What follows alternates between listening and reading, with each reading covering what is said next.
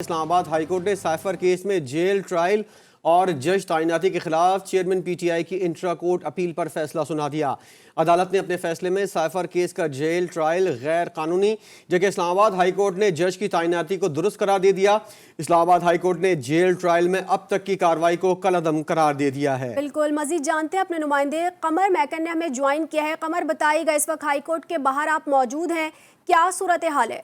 جی بالکل، اس وقت سب سے بڑا اور اہم ترین فیصلہ سنا دیا گیا ہے۔ سائفر کیس میں جج کی تعیناتی اور جیل ٹرائل کو چیلنج کر رکھا تھا سابق وزیر اعظم اور چیئرمین پی ٹی آئی نے ان کی دونوں درخواستوں پر شارٹ آرڈر جو ہے وہ سنا دیا گیا ہے۔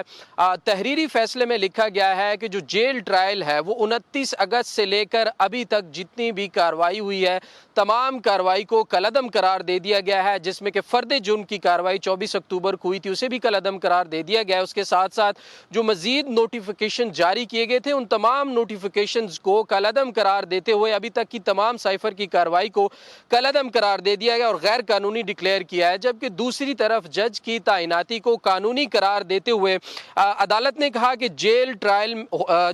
ٹرائل ہے وہ ہو سکتا ہے لیکن قانون میں دیے گئے طریقہ کار کے مطابق۔ اسلام آباد ہائی کورٹ نے جیل سماعت میں متعلق وزارت قانون کے نوٹیفیکیشن کو بھی غیر قانونی قرار دیا۔ جسٹس میاں گل حسن اورنگزیب اور جسٹس سمن رفت امتیاز نے دو رکنی بینچ پر مشتمل انہوں نے جو فیصلہ سنایا اور کہا کہ چیئرمین پی ٹی آئی کی انٹرا کورٹ جو اپیل ہے اس پر تفصیلی فیصلہ بعد میں سنایا جائے گا، جبکہ سلمان حکم راجہ نے دلائل دیتے ہوئے کہا تھا کہ جج کو جیل ٹرائل کے لیے وجوہات پر مبنی واضح آرڈر پاس کرنا ہوتا ہے جس میں فائنڈنگز دینا بھی ضروری ہے، اور اس کے بعد جب وفاقی حکومت وفاقی کابینہ اس کی اجازت دیتی ہے اور اس کے بعد اسلام آباد ہائی کورٹ کی اجازت بھی اس میں ضروری ہوتی ہے۔ اگر مان بھی لیا جائے کہ 16 نومبر کو جاری نوٹیفیکیشن کے بعد کسی قسم کے جج کا کوئی واضح آرڈرز یا جو اس میں فائنڈنگز ہیں وہ موجود نہیں ہے، اگر اس کو مان لیا جائے تو شروع سے لے کر اب تک تمام تر کارروائی جو ہے وہ کالعدم قرار دی جانی چاہیے۔ سلمان حکم راجہ نے مزید کہا کہ جیل ٹرائل کے لیے منظوری وفاقی کابینہ نے دینی ہوتی ہے،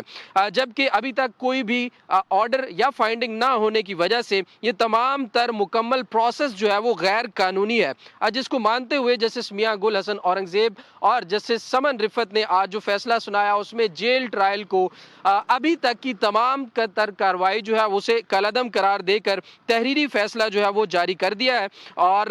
جو مزید تفصیلی فیصلہ ہے اس کا مزید انتظار ابھی جاری ہے۔ قمر، ایک اور اہم معاملہ ہے، کل بھی آپ نے اس اجلاس کو کور کیا تھا، جسٹس مظاہر علی اکبر نقوی کے خلاف شکایت کا یہ معاملہ ہے اور چیف جسٹس کی سربراہی میں سپریم کورٹ جوڈیشل کونسل کا اجلاس دوبارہ شروع ہو گیا ہے۔ ذرا اس اجلاس کے بارے میں بھی اپڈیٹ کیجیے گا، کل کی کارروائی آپ نے مکمل طور پر اپڈیٹ کی تھی، آج کیا کچھ ہوا؟